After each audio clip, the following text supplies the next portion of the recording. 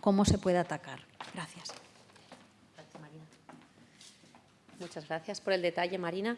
Yo voy a abordar la parte de impacto. La parte de impacto, Marina ya lo ha apuntado un poco, tiene una gran novedad que ya se abrió al principio de Horizonte Europa en 2021, que es el término este que le llaman Key Impact Pathways. A ver si consigo. Perdona. Espera, lo he hecho al revés. Entonces, mi parte de la presentación está distribuida de dos formas diferentes. Por un lado, os doy el contexto global de lo que busca la Comisión en la sección de impacto y luego ya os hago algunas recomendaciones de carácter más práctico sobre cómo escribir esa sección de impacto para que coincida con lo que busca la Comisión. Sí que os quiero dar el mensaje siguiente que lo he comentado en la bienvenida e introducción. Uno de los grandes mantras del programa Horizonte Europa, no solamente del programa de seguridad, es que lo que se busca a través de este programa es que los proyectos que en él se financian tengan un impacto, sobre todo en el ámbito económico, social y tecnológico. ¿De acuerdo? Entonces, es importante que cuando planteéis vuestra idea como proyecto, tengáis en la cabeza que debéis reflejar en la memoria esas tipologías de impacto. ¿De acuerdo? Entonces, este término nuevo que ha acuñado la Comisión, que se llama los Key Impact Pathways, los caminos clave para conseguir el impacto, es un concepto un poco etéreo. Voy a tratar de explicarlo, a ver si soy capaz, pero es complejo, es la forma de explicar de qué manera mi proyecto va a conseguir esos impactos que yo defino en mi memoria, ¿de acuerdo? Yo, por ejemplo, puedo decir, ahora lo veremos con un ejemplo de un topic, yo quiero conseguir, pues no sé, mejorar las entradas y salidas de pasajeros en los sistemas ABC en los aeropuertos, por ejemplo, ¿vale?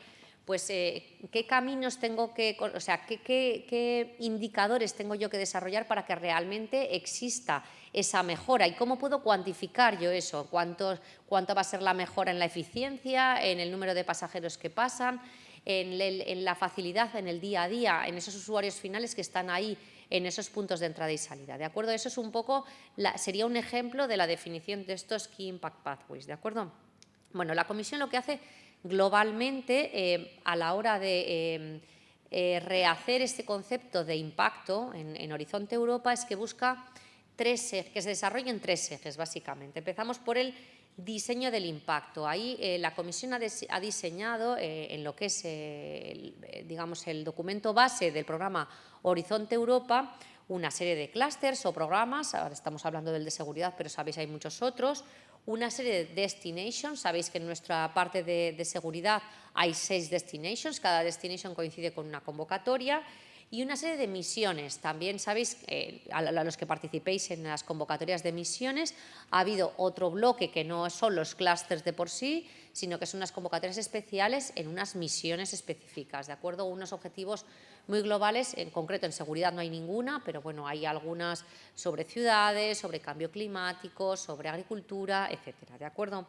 Ahí habría una parte que ha permitido hacer un diseño del impacto del programa marco en su generalidad, ¿de acuerdo? Eso luego pasaría a la fase de implementación. ¿Cómo se implementa eso? Pues ese impacto luego hay que desarrollarlo más en detalle en su implementación, reflejándolo en los programas de trabajo, en las convocatorias, en los topics en sí, ¿de acuerdo? Es lo que pone ahí. El plan estratégico. Tenemos 2 planes estratégicos que abarcan toda la duración del programa marco. Uno, que ya abrió, que abarcaba el periodo 2021-2024, es un documento muy global que podéis descargar de la web de Horizonte Europa, en inglés, en el Funding and Tenders Portal, por ejemplo, y ahí tenéis explicado, grosso modo, cómo el programa marco en esos 4 años prevé tener impacto en la sociedad, en la economía, en la tecnología, etcétera. Y luego va a haber otro plan estratégico que os he comentado en la bienvenida, que va a abarcar los años 25 a 27, que todavía no se ha escrito, ¿de acuerdo? Es un documento que vamos a empezar a trabajar en él a partir de finales de este año, primeros del año que viene, ¿vale?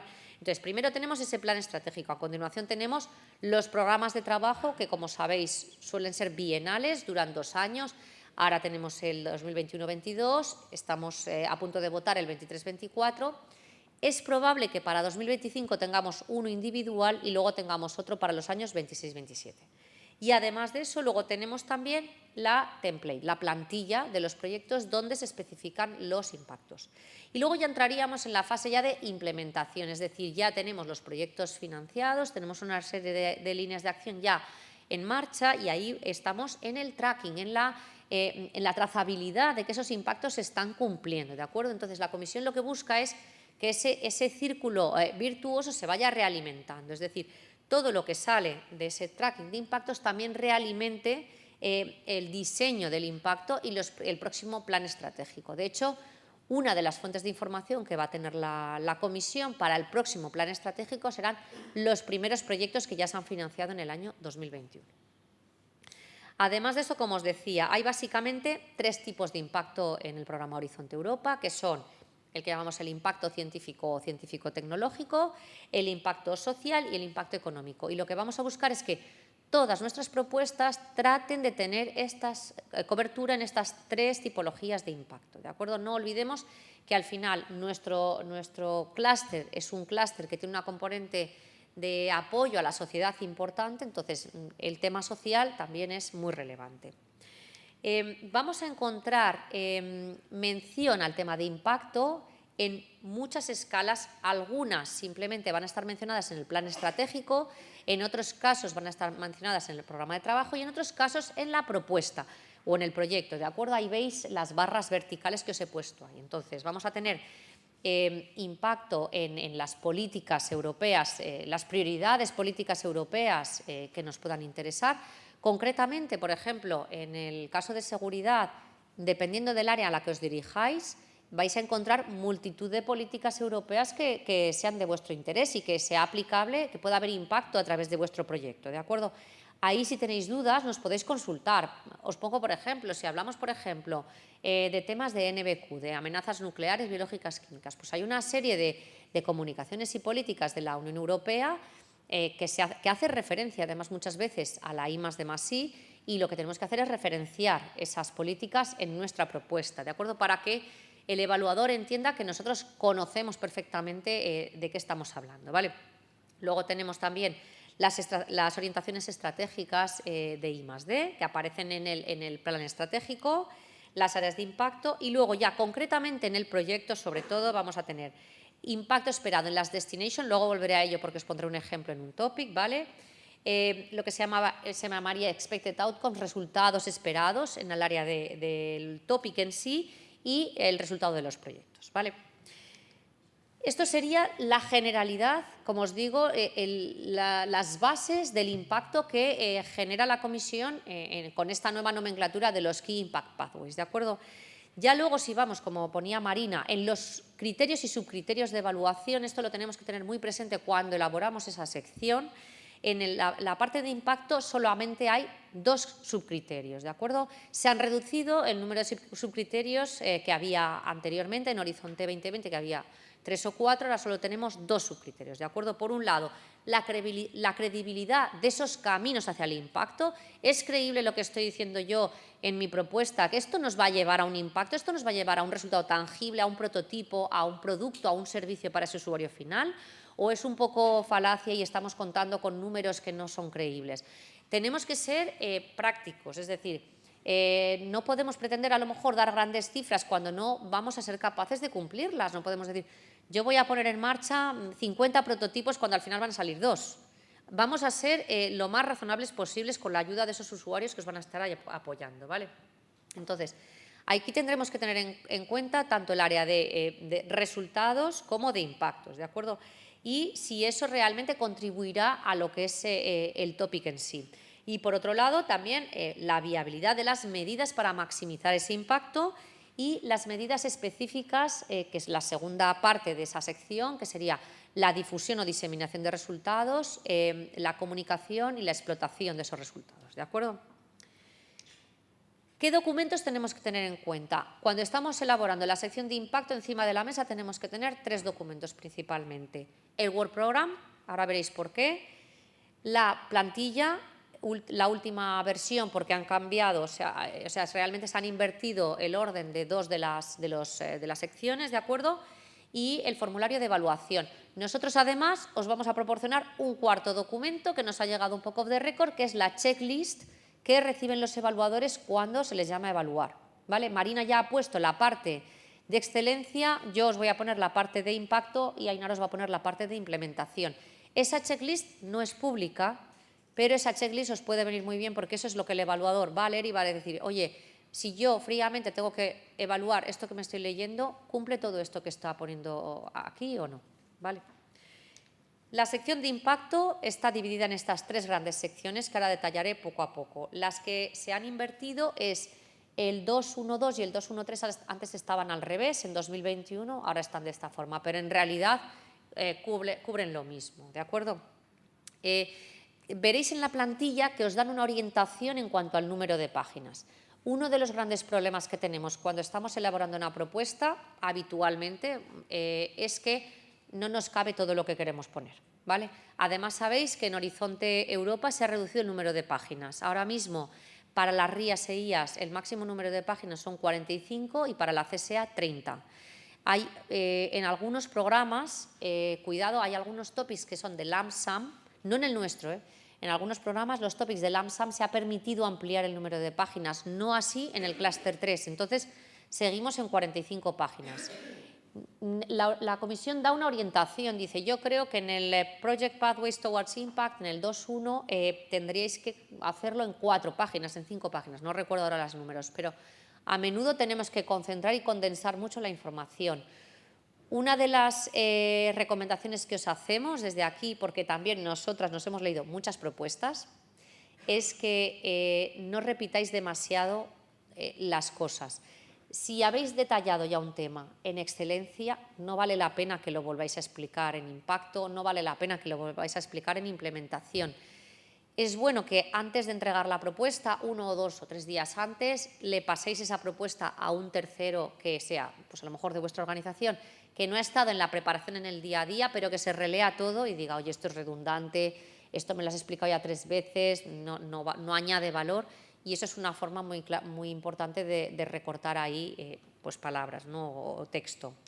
Empezamos por la primera sección. La primera sección está dividida en 3 puntos, como os decía.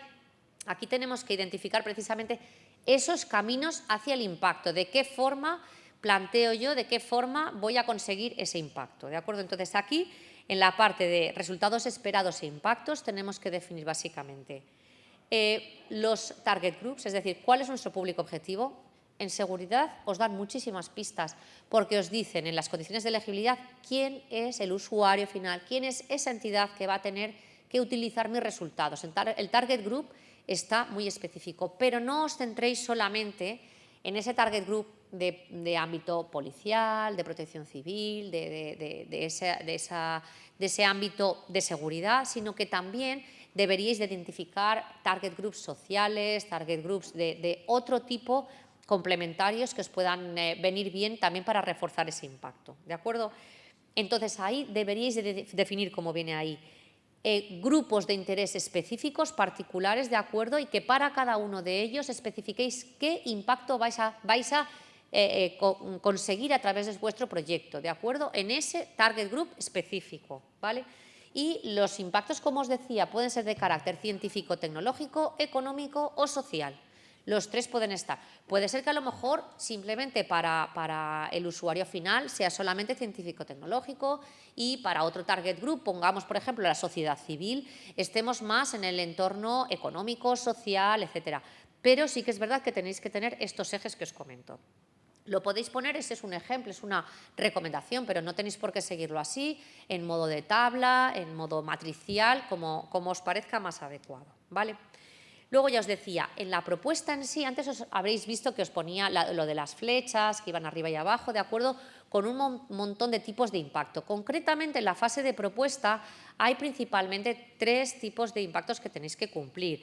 Lo que serían los resultados del proyecto, qué esperamos durante la implementación del proyecto como impacto esperado, los impactos también más a medio plazo estaríamos hablando de no solamente durante el proyecto, sino también cuando termina el proyecto, qué esperamos al final del proyecto. Y luego había los impactos también de la destination, que es que podrían ir inclusive más allá del proyecto. La Comisión sí que está pidiendo eso. Lo que busca ahora la Comisión en las propuestas es que podáis mirar más allá de cuando termina ese proyecto, que podamos dar vida a continuación del proyecto. De hecho, os voy a dar un dato importante, y es que la Comisión ha lanzado este año unos premios de innovación en el ámbito de la seguridad, ¿vale? Y han resultado galardonados 4 proyectos, este año cada uno en una categoría. Lo publicaremos dentro de poco en nuestra revista, ya lo veréis porque no están todavía, o sea, han sido comunicados pero no han sido concedidos todavía en sí en una ceremonia. Pero precisamente ahí lo que se ha premiado no solamente es que el proyecto ha ido bien, sino también han sido proyectos que han ido más allá, han mirado más allá de cuando yo termine el proyecto, qué va a ocurrir después, ¿vale? Y eso es una de las cosas que se pide precisamente en las propuestas. Os pongo aquí un ejemplo para que veáis dónde nos vamos a encontrar esos expected outcomes y esos impactos dentro del topic en particular, ¿vale?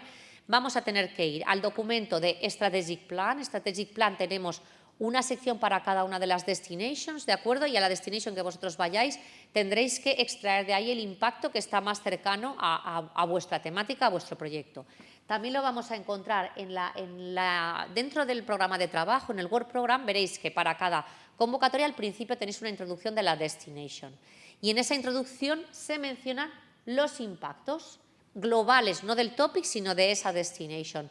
Vosotros tendréis que hacer referencia en vuestra propuesta al impacto o impactos en el que vosotros vais a incidir. Y luego ya dentro del topic tenemos un expected outcomes, que al final son impactos en sí también, y ahí sí que nosotros recomendamos que tratéis de cubrir todo el impacto, todos los expected outcomes del topic, ¿de acuerdo? A no ser que el topic indique lo contrario. ¿Por qué? Pues porque actualmente, como para cada topic solamente se va a financiar una propuesta, se va a financiar aquella que cubra más completamente todo el topic, ¿de acuerdo? Entonces, sí que os recomendamos que cubráis todos los ámbitos que ahí se identifican. Un ejemplo más tangible de resultados de proyectos, contribución o expected outcome y expected impact en el Work Program. Bueno, pues ahí sería. Esto es un ejemplo de seguridad, lo habréis visto múltiples veces, también en tema de transporte ha salido, pues eso. Demostraciones exitosas a gran escala con la incorporación de X usuarios finales en un contexto de aeropuertos, metro y estaciones de tren, ¿vale? Al menos 5 usuarios finales o 5 demostraciones en 5 sitios específicos que demuestren sistemas de vigilancia avanzados, por ejemplo, ¿vale? Y luego una parte más tangible, más específica, con unos datos más afinados sobre eficiencia, sobre mejora en la, no sé, en la amplitud o en el alcance, cuántos pasajeros más vamos a poder pues hacer circular, etcétera, etcétera. ¿De acuerdo? Para cada topic, obviamente, esos datos pueden ser diferentes. En el segundo punto, este es uno de los que ha cambiado de orden, ¿de acuerdo? En la sección de impacto, antes era el 2.1.3, ahora es el 2.1.2, pero exactamente lo mismo. Se habla de la escala y el significado. El significado significa pues, la importancia que tiene, ¿vale? En el ámbito de impacto, en la contribución al proyecto, ¿de acuerdo? Aquí hablaríamos que tenemos que cuantificar estimaciones de impacto y darle una escala a nuestro proyecto. Nuestro proyecto tiene que tener detrás unos números, como os ponía antes, por ejemplo, vamos a optimizar en un 15%, vamos a reducir en un 35% nuestros costes, vamos a hacer unas demostraciones en 5 sitios específicos, especificar en la sección de excelencia esos 5 sitios, en la sección de impacto, porque eso es importante que haya en esos 5 sitios, ¿de acuerdo? Entonces, ahí tenéis definiciones de escala y de significación. A continuación, vamos a identificar barreras potenciales. Este es uno de los puntos donde fallamos con mucha frecuencia, ¿de acuerdo? Este es uno de los puntos que nos restan, valga la redundancia, puntos a menudo en las evaluaciones. No se identifican bien las barreras y las barreras os tienen que apoyar mucho ahí los usuarios finales. ¿Por qué? Porque vosotros podéis ser, nos pasa a nosotras también, muy optimistas y decir vamos a optimizar en un 35% los costes, vamos a hacer demostración en 5 sitios y luego eso no es viable. ¿Por qué? Porque a lo mejor hacer demostraciones en esos 5 sitios implicaría movilizar a 80 personas y ese proyecto no puede movilizar 80 personas. Esto nos ha pasado alguna vez. Alguna vez he traído algún speaker que era usuario final y que además ha sido evaluador y me decía, yo leía la propuesta y decía, ostras, esto en el mundo de Disney, claro, sería fenomenal, pero es que esto yo os digo que he estado en una frontera y esto no se puede hacer. No se puede hacer de esta manera porque requeriría mucha implicación, entonces no es viable. Aquí es donde tenemos que ver las barreras que podemos identificar para cumplir esos impactos, ¿de acuerdo?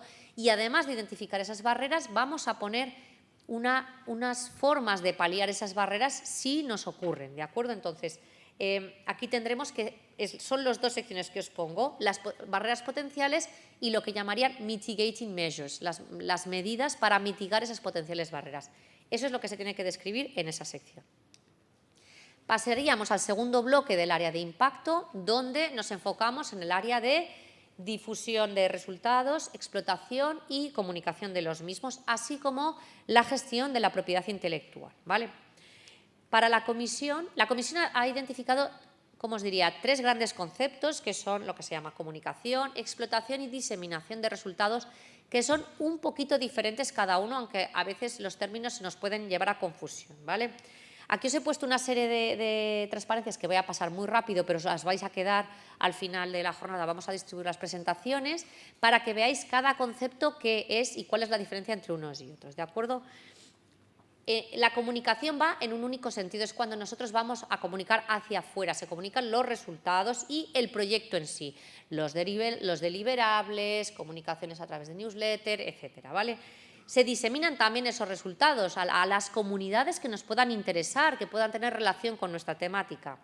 Y también los resultados se pueden explotar a través de patentes, a través de prototipos, a través de venta de licencias, etcétera, etcétera, ¿de acuerdo? Hay una frontera muy difusa y, en realidad, en el medio de todo esto está la definición de qué es un resultado, ¿vale? Aquí he tratado de poneros una definición de qué es resultado en base a lo que la Comisión Europea nos traslada. Tenemos muchos tipos de resultados. Como veis ahí, resultados de un proyecto podemos tener datos, publicaciones, estándares, licencias, prototipos. Podemos tener resultados que interesen más a comunidades de investigación, a usuarios finales, a la industria, a la sociedad civil, etcétera. Entonces, lo primero que tenemos que identificar es cuáles van a ser los resultados de nuestro proyecto para eso poderlo luego trasladar a la hora de fijar la diseminación, la comunicación y la explotación de los mismos. Aquí os pongo una lista de ejemplos de resultados que pueden ser aplicables tanto al programa de seguridad como a cualquier otro programa u otra temática, ¿de acuerdo? Pues como veis hay sensores, metodologías de inspección, métodos de testeado, nuevos procesos, nuevos desarrollos, etcétera, ¿vale? Como definición, la comunicación sería la forma de promover el proyecto y sus resultados proporcionando información a múltiples audiencias de interés, ¿de acuerdo? Eso sería la definición de comunicación. La diseminación sería desvelar públicamente los resultados por cualquier medio, incluyendo las publicaciones científicas a audiencias especializadas, un colectivo más especializado, puede ser a través de congresos, etcétera. Y la explotación sería utilizar esos resultados con otros fines, pueden ser otras actividades de investigación, desarrollar, crear, fabricar y comercializar un producto, proceso o servicio, crear, proporcionar un servicio, actividades de estandarización, policy making o también comercialización simplemente, ¿vale?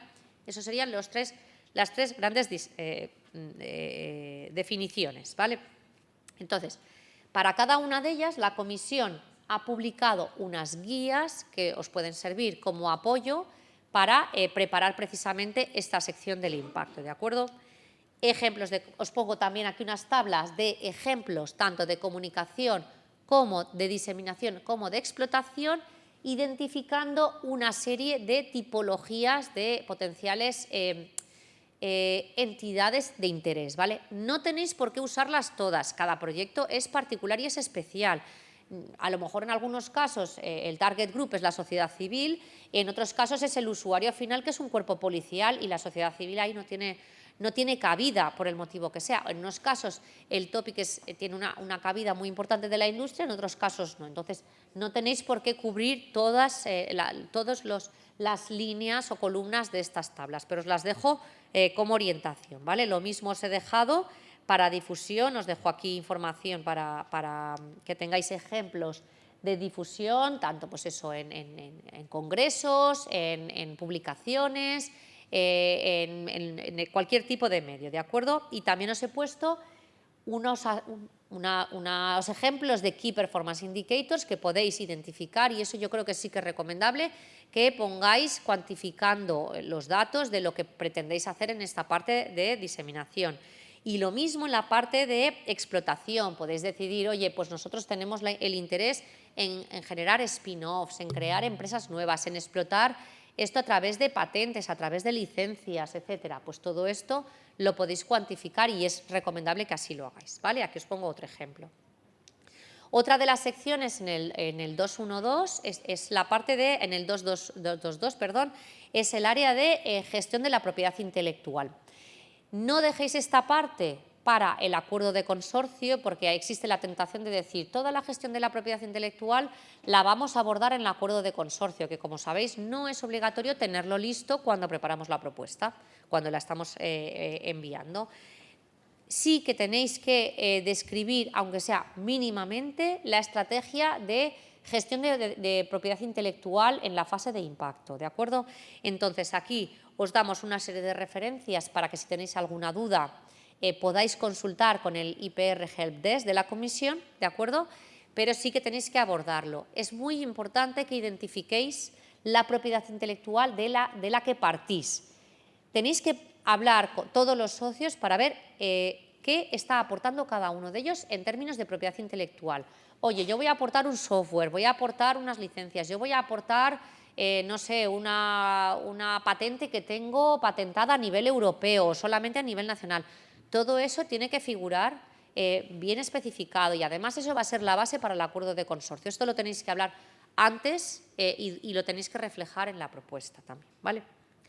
Por último, ya termino con esto, la sección de impacto incluye un punto 3 donde se pide un canvas, ¿de acuerdo? Un canvas es como un resumencito de toda la sección de impacto, ¿de acuerdo? Es una tabla de 2 filas, 3 columnas, ¿vale? Aquí os pongo un ejemplo, que es el que pone la comisión en su plantilla, pero luego si necesitáis que hablemos en bilateral alguna parte específica, porque a lo mejor no todo se adapta a lo que vosotros queréis reflejar en vuestra propuesta, se tiene que adaptar precisamente, oye, si hay un área que no la tenéis que extender tanto, no pasa nada, pero sí que debéis de incluir esta tabla, ¿vale? Que tiene esta sección de necesidades específicas, resultados esperados, acciones de diseminación, explotación y comunicación y, por otro lado, grupos objetivo o target groups, la parte de resultados y la parte de impactos. Esto sería el resumen súper cortito con palabras clave y ya está, ¿vale? Si ahí podéis poner datos, por ejemplo, lo que hablábamos antes, un 15% de aumento en la eficiencia, 3 demostraciones en 3 sitios diferentes complementarios, ¿vale? 5 usuarios implicados en las demostraciones. Esto se pone ahí y queda fenomenal, ¿vale? Esto sería toda la sección de impacto y por último os dejo este documento que os decía que no es público, que Marina ya ha puesto la parte de excelencia, es la checklist para los evaluadores. Esta checklist se le manda a los evaluadores antes de que empiecen con las evaluaciones y es, digamos, pues eso, la tabla que van a seguir ellos para luego escribir sus informes de evaluación, ¿vale? Os he subrayado en rojito las partes o las palabras clave, las frases que creo que son más importantes, pero en sí todo es importante y está más o menos en línea con lo que os acabo de explicar, básicamente, ¿vale? La credibilidad, si están bien enfocados, si están cuantificados, si los caminos hacia el impacto son creíbles, todos estos temas que os he estado contando, ¿vale? Son estas 3 páginas que os pongo aquí. Y por mi lado nada más, voy a dar paso a Ainara para la parte de implementación.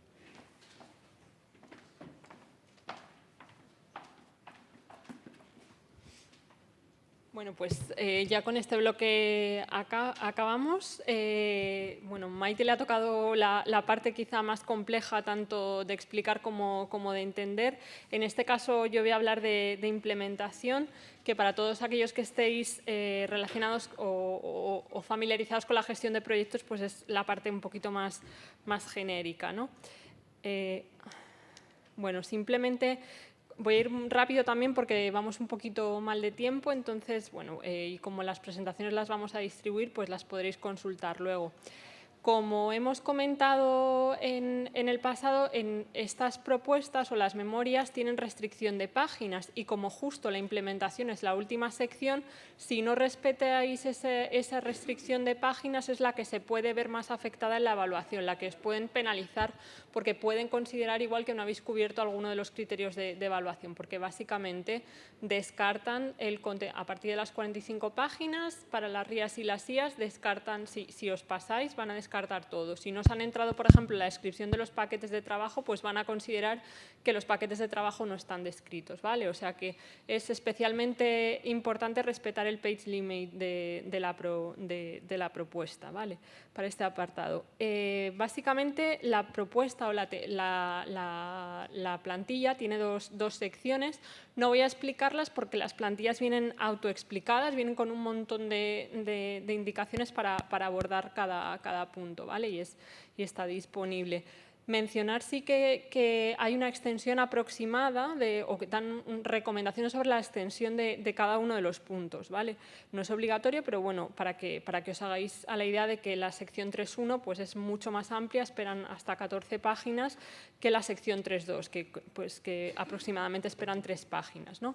Los criterios de evaluación son los que veis en la diapositiva, en la parte inferior son también 2, la calidad y la efectividad del plan de trabajo, la evaluación de riesgos, la idoneidad del esfuerzo asignado a los paquetes de trabajo y los recursos en su conjunto, y por otro lado también la capacidad y el rol de cada uno de los participantes y cómo el consorcio en su conjunto aúna el expertise necesario. Bueno, voy a ir explicando cada uno de los criterios de evaluación y básicamente lo que voy a ir haciendo es mencionar algunos puntos que aparecían en los informes de evaluación como que no se habían abordado y que realmente les habían penalizado, que era importante haberlos tratado, ¿vale? Para que los tengáis fácilmente identificados. En lo que se refiere a la calidad y la efectividad del plan de trabajo, aquí ya sabéis que hay que incluir un diagrama de Gantt. Bueno, y muchas veces ese diagrama de Gantt no es legible. Entonces, bueno, que sea fácil, la primera recomendación es que sea fácilmente legible, ¿no? Y que si incluís los entregables, pues que coincidan la fecha de entrega de esos entregables que ponéis en el Gantt con la tabla de entregables, ¿vale? Que tenéis un poquito más adelante. Es importante en este punto explicar la interdependencia entre paquetes de trabajo y tareas a través de un diagrama de Pero o similar, ¿no? Y en el caso de que haya pilotos, pues cómo se realimentan, si son iterativos, si es posible hacer ajustes, es decir, no dejarlo para el final, ¿no? Para que haya una realimentación intermedia. La descripción de los paquetes de trabajo, ya sabéis que hay una tabla para ir describiendo cada uno de los paquetes de trabajo.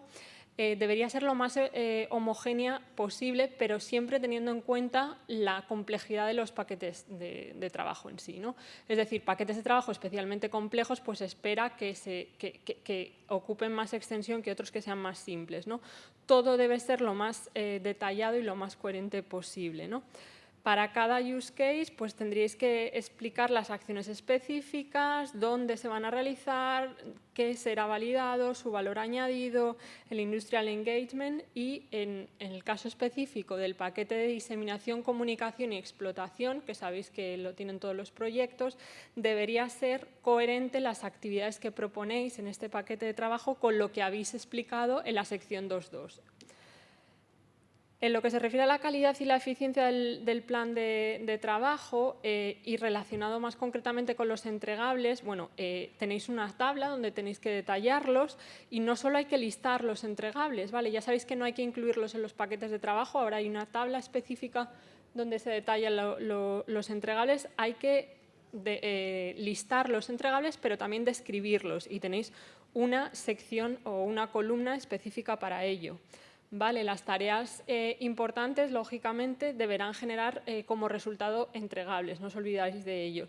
Y también hay más tipos de entregables y más niveles de diseminación que los que había en Horizonte 2020.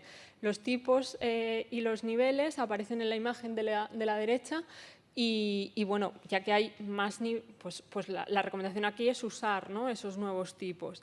Los entregables no deberíamos concentrarlos al final del proyecto, deberían de estar distribuidos a lo largo de la vida del proyecto. Y hay que revisar las fechas de entrega, ¿vale? Que no se entreguen antes de su tarea, de la finalización de su tarea correspondiente, ¿no? Referido a los entregables específicos relacionados con los aspectos éticos y la ley de protección de datos, el cumplimiento de la ley de protección de datos, si los incluís, habría que entregarlos antes de que se inicie la tarea de diseño de la metodología de los pilotos, ¿vale? No después, que pues es la línea temporal lógica, ¿no? Respecto también a la calidad y la eficiencia del plan de trabajo, pero ahora relacionado con los milestones, ya sabéis que en esta sección tenéis una tabla en la que tenéis que detallar los milestones. No se trata de incluir una lista infinita, ¿no?, sino solo incluir aquellos que sean verificables, ¿vale? Y incluir métodos de verificación convincentes, es decir, que no solo estén basados en la entrega de deliverables, ¿no? Pues eso, considerar lo que aparece en la diapositiva, evaluación, feedback, bueno, pues ser un poco creativos, ¿no?, con los medios de verificación. Respecto a los riesgos, ya sabéis que hay también una tabla específica para los riesgos. En ediciones anteriores solo había que indicar el nivel de probabilidad, ahora también hay que indicar el nivel de severidad, ¿vale? Y bueno, estos riesgos, aquí el consejo es un poco tratar de categorizarlos de alguna manera, ¿no? Podéis establecer collaborative risk, technological risk. Bueno, pues aquí tenéis una serie de categorías y hemos incluido un listado de riesgos bueno, que aparecen como crucial risk y que en su día han aparecido en los informes de evaluación como que no se habían abordado, ¿no? Por si podéis aplicarlos o usarlos a modo de checklist en vuestras propuestas o consultarlos simplemente, ¿no? También no olvidar, para aquellas propuestas que tienen riesgos asociados con el respeto de los derechos fundamentales, pues tratarlos, ¿no? Crear una categoría para este tipo de riesgos, porque a veces pues pueden considerar que no los habéis tenido en cuenta. Más cosas, y relacionado con la idoneidad del esfuerzo asignado a los paquetes de trabajo y a los recursos, ¿no?, en su conjunto. Bueno, hay dos tablas, ¿no?, la 3.1a y la 3.1f, donde se detallan person months tanto totales como parciales del proyecto. Y aquí la recomendación es que lo chequeéis y que todo sea coincidente, o sea, que todo cuadre, porque hay veces que uno va rápido, se hacen modificaciones en una de las tablas y no se modifica la otra, con lo cual los person months totales del proyecto en una tabla te aparecen que son unos y en otra pues otros, ¿no? Entonces, que la 3.1a y la 3.1f que sean coherentes a nivel de person months, ¿no? Y referido a los person months, pues sentido común, ¿no? Evitar hacer sobreestimaciones, es decir, si hay partners que tienen contribuciones similares, pues que sus person months, su esfuerzo dedicado al proyecto sea similar, que no esté muy desproporcionado uno de otros. Si hay partners con especiales dedicaciones o que trabaja en muchas tareas, pues justificar por qué, porque puede parecer raro, ¿no?, un partner que hace de todo. Y no olvidaros de que el coordinador también tiene que imputar person months que sean coherentes, ¿no?, un número coherente. Y hay también importante paquetes de trabajos en los que esperan que participen todos los socios, ¿no?, como es el paquete de diseminación, comunicación y explotación.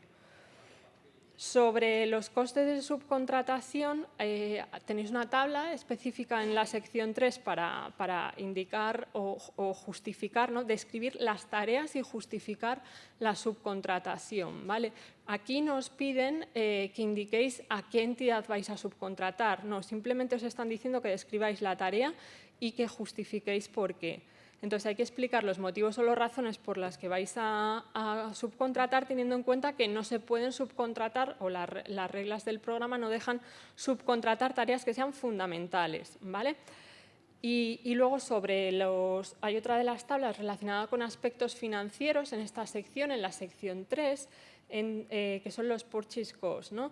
Aquí, no todos los socios tienen que rellenar esta tabla, ¿vale? La 3.1H. Solo aquellos que cumplen la condición de que o sea, tenéis que leer las instrucciones, ¿vale? Y rellenarlas si procede. No todos, como digo, tendréis que rellenarlos y no todos tendréis que bajar hasta todo el nivel de detalle, ¿vale? Entonces, siempre que incluyáis aquí importes hay que justificarlos mucho porque a veces penalizan en los informes de evaluación el incluir valores demasiado elevados sin justificarlos, ¿vale? Importante, como todo esto son aspectos financieros, está en la sección 3, pero acordaros que en los formularios administrativos también está el presupuesto total de la propuesta. Así que estas tablas tienen que ser coherentes con la tabla de presupuesto del Form A. Vale, y referido al segundo criterio de evaluación y en concreto a la capacidad y el rol de cada participante y cómo el consorcio en su conjunto aúna el expertise necesario, aquí comentar que hay que describir en esta sección el expertise de cada uno de los partners, el expertise individual, ¿vale? Y no os olvidéis del coordinador también hay que describirlo. El rol que va a tener cada una de las entidades podéis hacerlo a través de una descripción de competencias o una competence matrix y tener cuidado también si hay solape entre partners, ¿vale? Si hay dos partners que en teoría tienen el mismo expertise, pues justificar por qué, ¿no? Por qué se les incluye a los dos. Aquí algunos ejemplos, algunas recomendaciones. Bueno, se espera, esto lo hemos comentado a lo largo de la jornada un montón de veces, que los usuarios finales estén implicados en todos los paquetes de en los paquetes de trabajo, ¿no? Se espera que si hay una contribución de entidades de aspectos sociales y humanidades, ¿no? Debería de estar, con una contribución de SSH, esa contribución SSH debería estar balanceada con la contribución tecnológica del proyecto, ¿vale? Si tenéis partners industriales, tenéis que justificar cómo van a dar soporte a las actividades de explotación. Si hay, esto también lo he mencionado antes, si hay un partner que tiene expertise en muchas áreas, pues no olvidarse de justificarlo bien porque puede parecer raro, ¿vale? Aquí, en esta sección, la sección 3.2, hay que describir la integración de las áreas de expertise, de esas áreas de expertise que habéis definido anteriormente en el consorcio, ¿no? Y cómo el proyecto representa toda la cadena de valor, ¿no? El conocimiento que aportáis, las competencias técnicas y el market experience, ¿no? A nivel general. Y por último ya pues comentar eso, que algo de sentido un poco común, ¿no? Que la distribución de recursos tiene que estar balanceado, que tiene que haber coherencia entre la carga de trabajo y los costes, ¿no? Teniendo en cuenta las actividades acometidas. Y bueno, simplemente aquí dejamos una serie de enlaces más de jornadas que han tenido lugar. Y yo acabo aquí esta sección donde dábamos recomendaciones para abordar cada uno de los 3 puntos de la memoria técnica. Creo que vamos un poco justos de tiempo, entonces no sé si hay alguna pregunta o si queréis aprovechar luego en la sección de… Ah, sí. Con respecto a Sí. el contrato, en el caso de que tengamos una contrata y en esa contrata necesiten adquirir material o hardware o cualquier cosa, ¿ese budget iría dedicado a la contrata o al partner al socio que va a hacer la contrata? Yo entiendo que iría dentro de la subcontrata, porque es una compra que tiene que hacer para hacer su tarea, ¿no? Si no he entendido mal. Pero si queréis se lo podemos plantear ahora justo. Va a hablar Andrés Martínez, ¿vale? Que es el NCP de Asuntos Legales y Financieros, y se lo podemos trasladar a él. Sí. Andrés nos lo aclarará, pero yo te digo una cosa, el tema de las subcontratas, mucho cuidado, porque ahora Andrés nos contará en detalle, pero subcontratación como tal supone abordar tareas no core de la propuesta. Claro. Entonces, cuidado a ver qué es lo que va a hacer esa subcontrata. Hay otras modalidades, las linked third parties y demás. Bueno, que ahora lo contará Andrés porque le han cambiado el nombre, pero ahora él te aclara y luego le preguntamos a él si te parece, ¿vale?